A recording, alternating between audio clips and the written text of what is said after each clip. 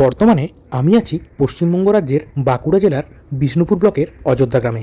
এই অযোধ্যা গ্রামেই রয়েছে বন্দ্যোপাধ্যায় পরিবারের জমিদার বাড়ি। অযোধ্যার এই জমিদার বাড়ির দুর্গাপুজো খুবই প্রাচীন ও বিখ্যাত।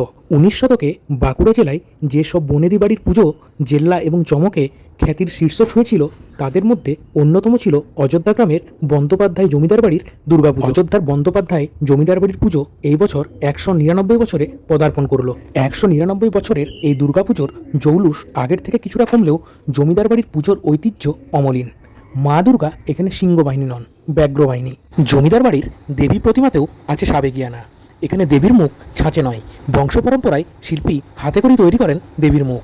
আগে পাইক, বরকন্দাজ, রাজকর্মচারী, প্রজাদের আনাগোনায় জমিদার বাড়ির দুর্গাপুজো উৎসবের চেহারা নিত। সেই জেল্লা এখন কমলেও মায়ের পুজোয় নিষ্ঠার ঘাটতি নেই। জমিদার বাড়ির নবপত্রিকা আনা হয় রূপোর পালকিতে করে, সাথে জল আনা হয় রূপোর কলসে করে। জমিদার বাড়ির পুরুষেরা সামলান পুজোর সমস্ত দায়িত্ব। মায়ের বোধন করেন জমিদার বাড়ির এও স্ত্রী। অষ্টমীর দিন সন্ধিক্ষণে জমিদার বাড়িতে দেওয়া হয় চাল কুমড়োর বলি। আগেকার দিনে মল্লকর বিষ্ণুপুরের তোপধ্বনি শুনেই দেওয়া হতো বলি। এখন পঞ্জিকার সময় ধরে দেওয়া হয় চাল কুমড়ো বলি। জমিদার বাড়ির পুজোর বিশেষত্ব হলো বাদ্য হিসাবে ঢাক নয়, বাজে সানাই ও ঢোল। জিতাষ্টমীর দিন থেকেই জমিদার বাড়িতে শুরু হয়ে যায় চণ্ডীপাঠ, চলে পঞ্চমীর দিন পর্যন্ত।